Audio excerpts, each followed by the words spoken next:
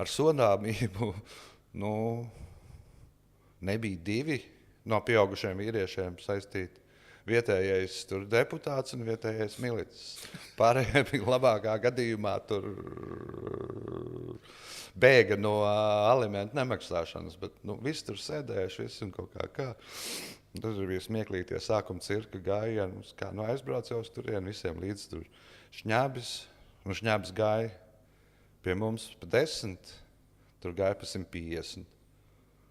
Pēc tam izpirka visu to šņabus kaut kādās 2 dienās. Tad pēc tam izpirka, Džeki pārdeva savus rīdzinieku odeklonus pa kaut kādu 120, beigās pa kaut kādiem 80 rubļiem pārdeva dezodorantu, kur paņem, Džeks tā paņem, atrauj vaļā, visu sapūš iekšā glāzē un čakt izdzer. Tur kaut kā tajā laikā, tur